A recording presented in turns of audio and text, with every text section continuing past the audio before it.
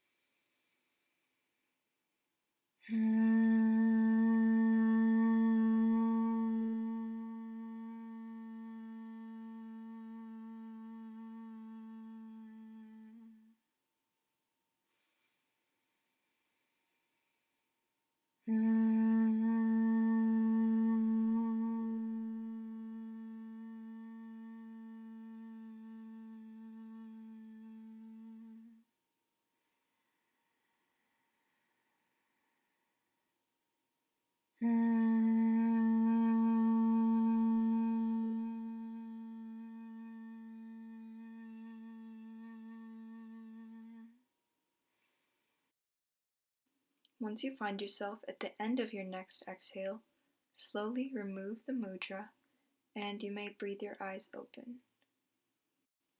I really enjoy this pranayama because it helps me let go of all the things going on around me and just take time to tune into myself.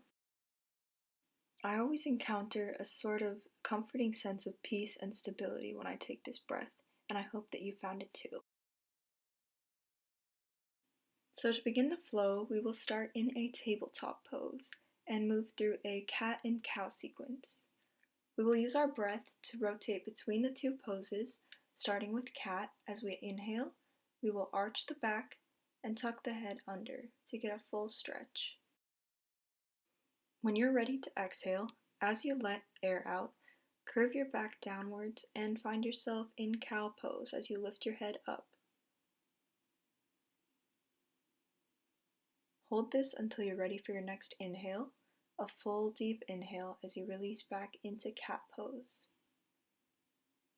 And we will repeat this sequence for another minute or two as we move between cat pose with an inhale and cow pose with an exhale. But you can always switch it up and inhale to cow and exhale to cat, whichever feels best in your body.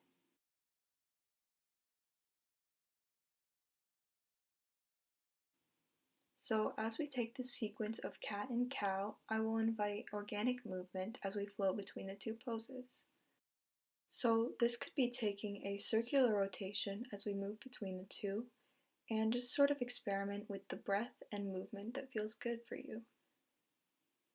Whether it be counterclockwise, clockwise, a mixture of both to get the blood flowing and a good stretch in your back, just do whatever feels good for you. And you can always return to the same sequence, just rotating up to cat and down to cow, keeping your breath slow and steady either way.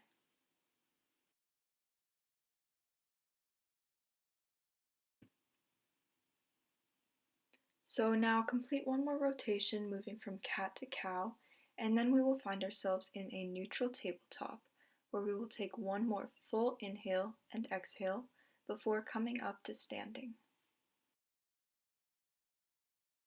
Once you're on your feet, we will move into mountain pose.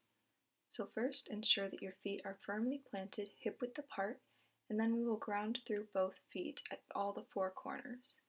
This means ensuring that you are grounded through the right and left sides of both feet, at the balls of your feet and the heels. Thus the four corners, ensuring that they are planted. We will now take our mountain pose by spreading our hands apart, slightly diagonal to the body. We will breathe here for a moment, fully embracing the pose and feeling grounded and planted, connecting to the earth. Continue with your full 3-part inhales and exhales as we remain in mountain pose for 8 breaths.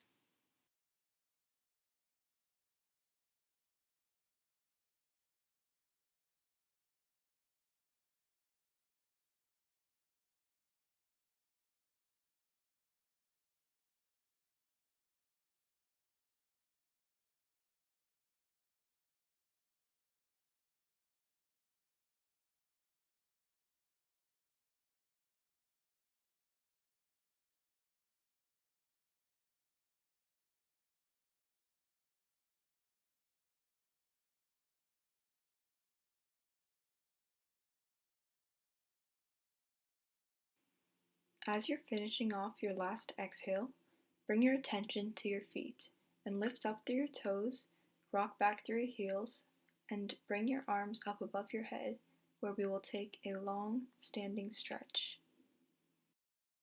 In this extended mountain pose, you may lift up through your toes if that feels best and helps you get the most length and stretch out of this pose.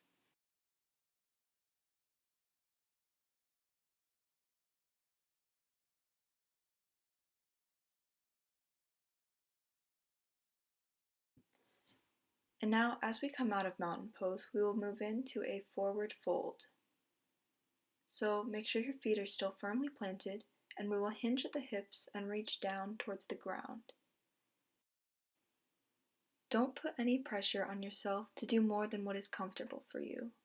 You may not be able to touch your hands to the ground or your toes, but just be comfortable in what you can do right now and let go of all your expectations and comparisons of what you feel like you should look like. Instead, just embrace the feelings and sensations that are coming to you in this moment. Close your eyes if it helps, and really tune in to where you're feeling the stretch, in the back of your hamstrings. With every exhale, try to get lower to the ground and let gravity pull you towards the earth. And then with every inhale, you may release the tension a little bit before returning to your exhale and pressing even farther into the pose. Now bring your attention to your spine if it has become curved as we move into a flat back or half forward fold. So bring your spine up until it is about parallel to the ground and press back through your glutes as we hold this half forward fold with your hands pressed either into your shins or wherever they may fall.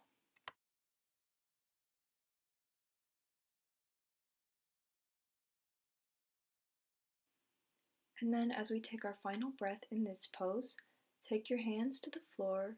You may bend your knees if you need to as we move into a plank. From this plank, we will take our knees to the ground and then chaturanga to the earth below us as we keep our elbows in, bringing our chest to the ground, and then slowly sliding our abdomen to fall flat against the earth as well. So from here, ensure that your arms are planted firmly to either side of your chest, and we will move into Cobra pose.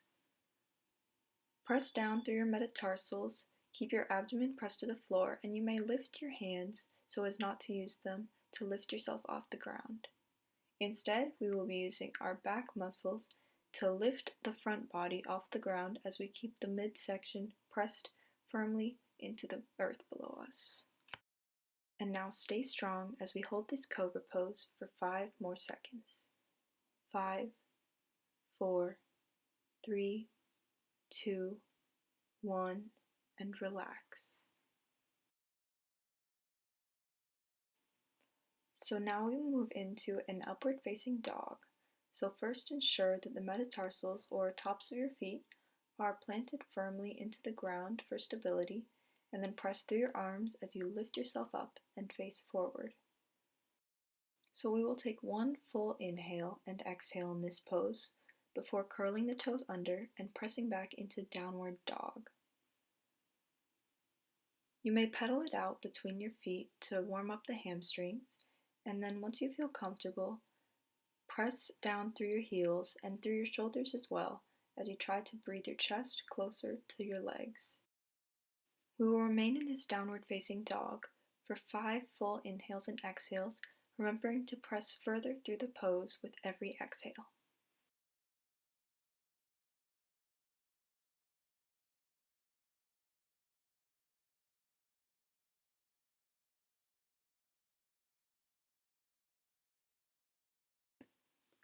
At the end of your next exhale, step forward with the right foot, and we will move into a low lunge.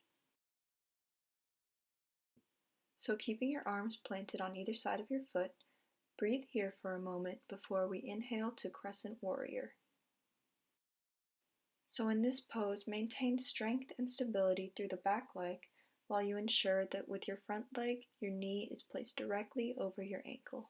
Take one last breath here before we rotate into Warrior 2, where we will make sure that the heel of our front foot is directly in line and perpendicular to the middle of our back foot. So sink into this pose, ensuring that the knee of the front foot is still over the ankle of the front foot, and then stretch your arms up and look over the middle finger of your right arm. Now take one more breath in this pose before we move into Reverse Warrior. For Reverse Warrior, we will take the back arm and slide it down the back leg to where it's comfortable and stable. Then we will take the right arm and reach it over to the back side of our body and feel a nice side body stretch through the right side. Take one full breath here, sinking deeper into the pose as you exhale, and then we will come back out into Warrior 2. Next we will go into a triangle pose, so bring your legs inwards a little, feet facing perpendicular directions, and ensure that the heel of your back foot is in line with the heel of your front foot. From here, we will raise the arms up and tilt the hips back towards the back leg, and then tilt forward through your arms until you are ready to sink to the ground or to your shin bone or wherever is comfortable for you. The other arm will now be extended upwards, and tilt your eye gaze to either look directly in front of you or up to the sky. And as with any pose, make sure that you are sinking deeper and feeling a deeper stretch with every exhale. We will remain in our triangle pose for 3 more full, deep breaths.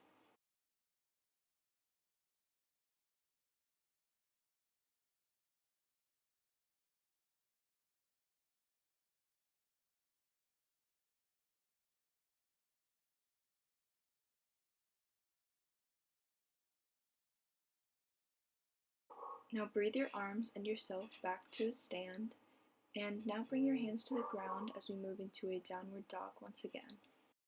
What I really like about flows that include long, repeated holds in downward dog is that I can always feel the progress in my hamstrings every time I take the pose. So out of downward dog, bring your left foot forward, framing the foot between the two hands before we move into a devotional warrior and repeat the sequence on the left side. After we have extended fully and pressed down through our devotional warrior, just as we did on the right side, we will move into a warrior two. Once again, making sure that the heel of the front foot is in line with the middle of the back foot. Raise your arms so that they are parallel to the ground below you, and once again use the middle finger as a focal point to direct your eye gaze. Just as we did on the other side, take 3 full deep breaths as we hold this pose, and embrace the hip opening stretch that comes along with it.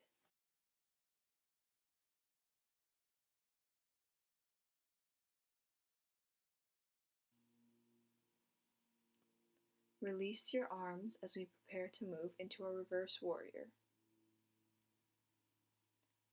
Take the right arm and let it rest against the right leg as we take the left arm and stretch it up and over us to feel a nice side body stretch in the left side. Bring your attention back to your breath if you have let it become shallow or forced. Coming out of reverse warrior, we will move into our triangle pose once again, making sure that the 2 ankles are in line and feet are perpendicular. Bring the arms up and tilt back through your hips before we reach down and rest the left arm on the left leg. Try to stack your shoulders in the vertical plane as you stretch downwards with your left arm and upwards with your right. Continue holding this pose and sinking deeper into it for 3 more full deep breaths.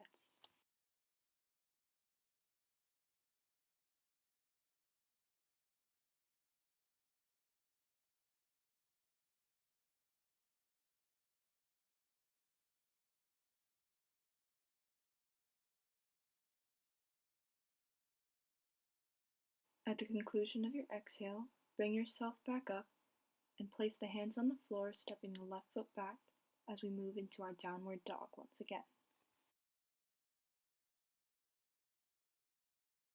Now let your knees drop lightly to the floor, coming out of downward dog into a resting tabletop pose.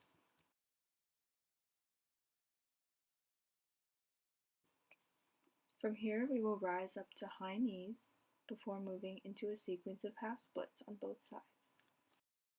We will start with the right side, stretching the right leg out in front of us, and it's okay if your arms don't touch the ground. You can always use blocks for support and stability by placing them on either side of your leg. So hinge through your hips, trying to maintain length in your spine as you rest your hands either on the ground below you or on your blocks. We will remain in half splits for 6 more full deep breaths. So really try to enjoy the moment and embrace the sensations you are feeling in this pose. There is no reason to feel like you should be anywhere other than where you are right now. So really embrace yourself and what you can do in your body in this moment. Your hamstrings may begin to feel looser as we continue to hold this pose, so if you find it comfortable, you can change the height of your blocks or remove them entirely. But remember that it is always okay to remain where you are, as we are getting a stretch and improving ourselves either way.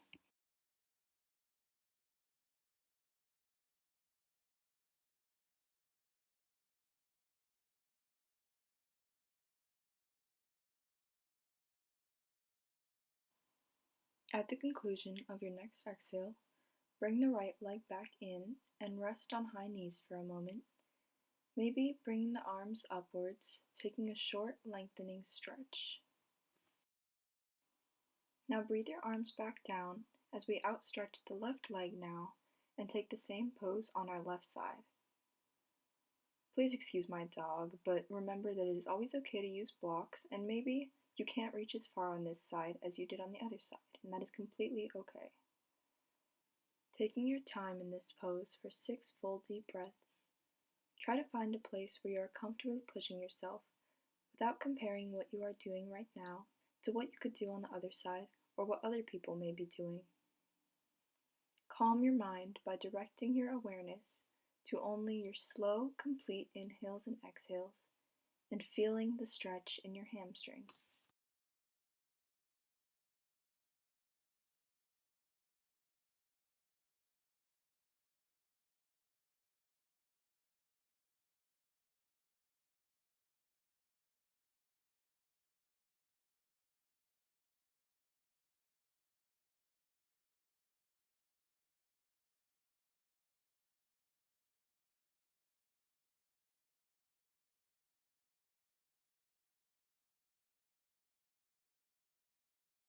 Once you reach the end of your sixth exhale, bring your knees back to meet each other. Move your blocks out of the way if you have any, and rest in a tabletop position. Allow your body to play with any organic movements that may feel good to you in this moment. Now take a full inhale, curling the toes under, as we prepare to exhale into one more downward dog.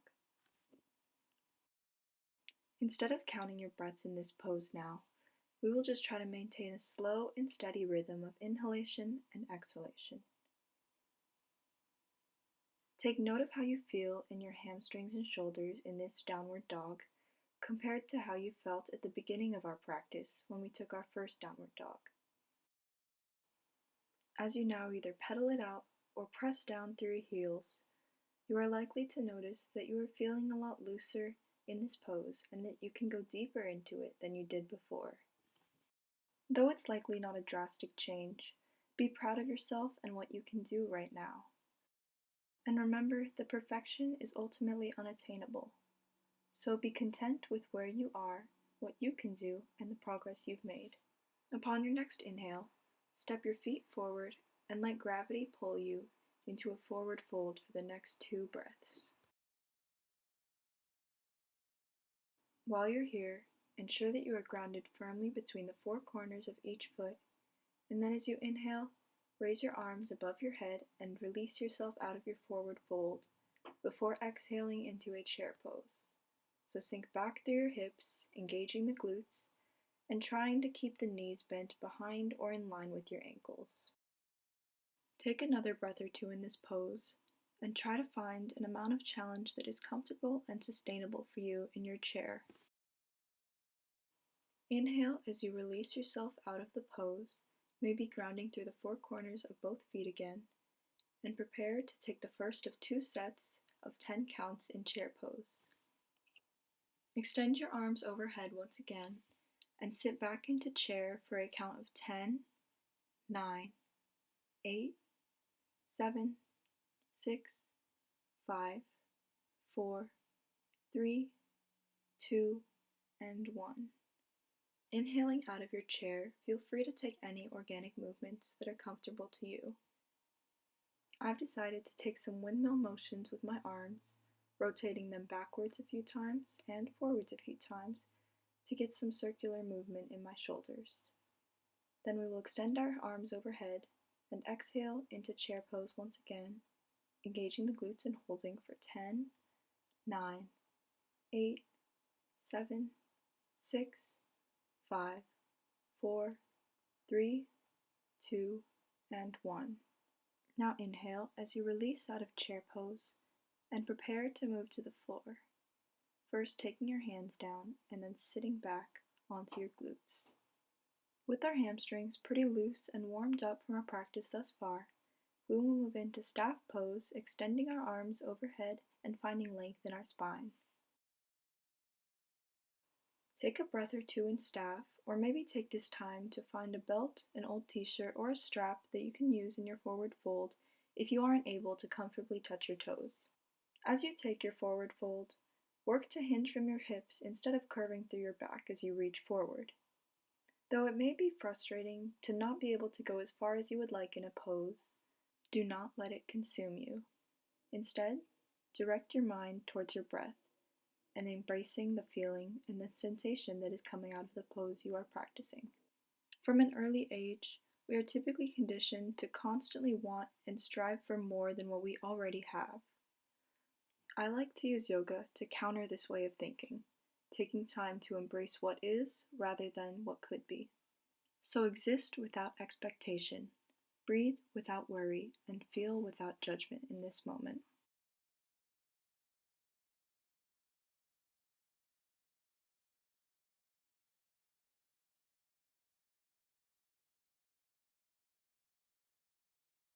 Take one more full inhale and exhale in your forward fold.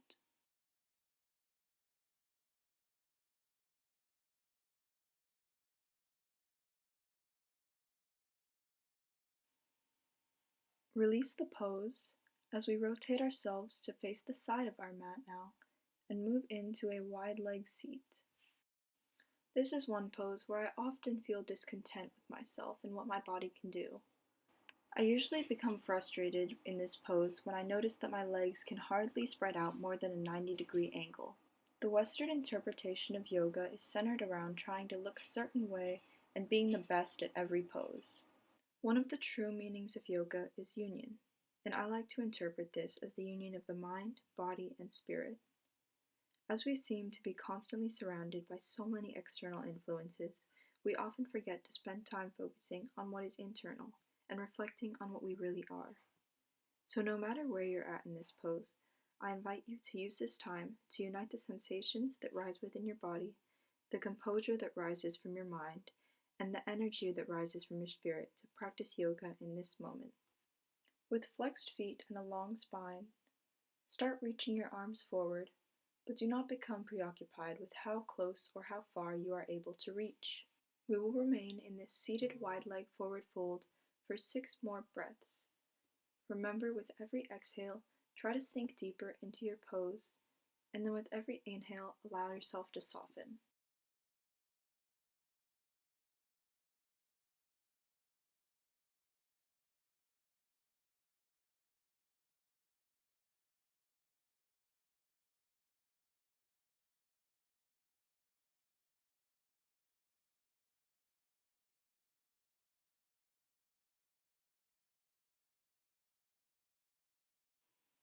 Use your last exhale to sink as deep into this pose as you are able to, stretching as far forward as you can, and holding here until you inhale and release.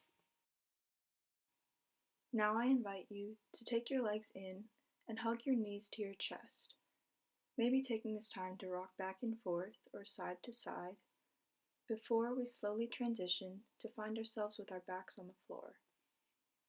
From here, take your knees into your chest once again and relax into this pose as you ground to the earth below you.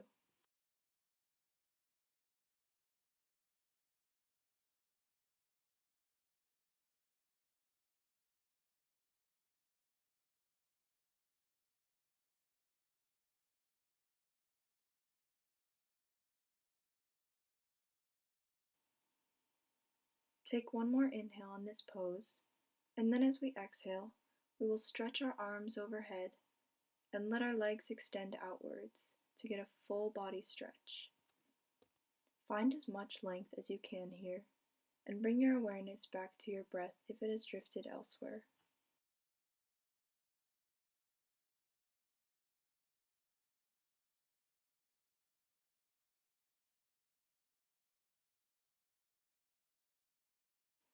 Whenever you're ready, bring your arms so that they are about 45 degrees away from either side of your body, and we will take Shavasana.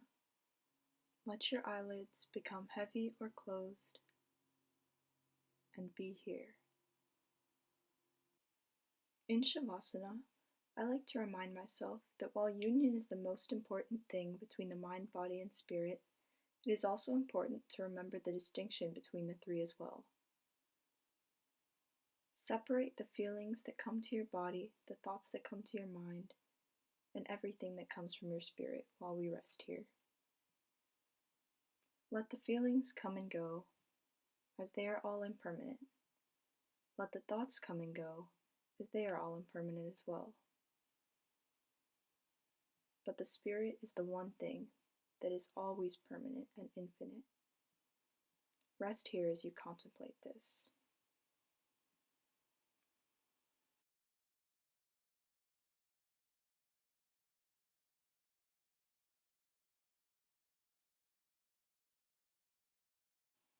I will invite you to reflect on a quote from the Bhagavad Gita.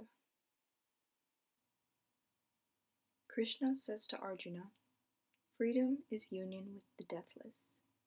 The self is the essence of all things.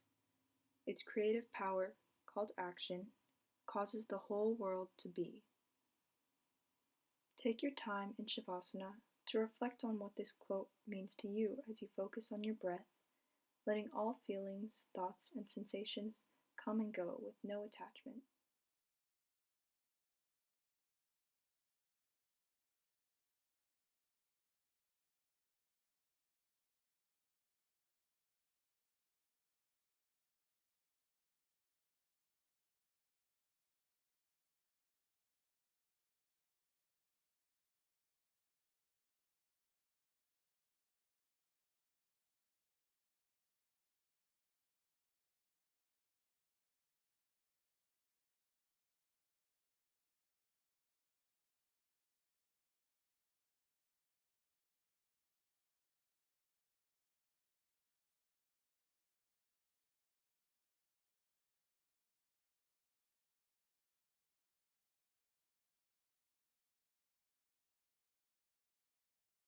Now, whenever you're ready, begin to reawaken your body, maybe starting by moving fingers and toes, then wrists and ankles, and doing whatever else you may need before you roll onto your side body with your right arm extended, resting your head on your arm, and then slowly bringing yourself up to a seat of honor. Inhale here, finding gratitude for the world around you, and exhale, finding gratitude for the world within you. Thank you for practicing with me today, and namaste.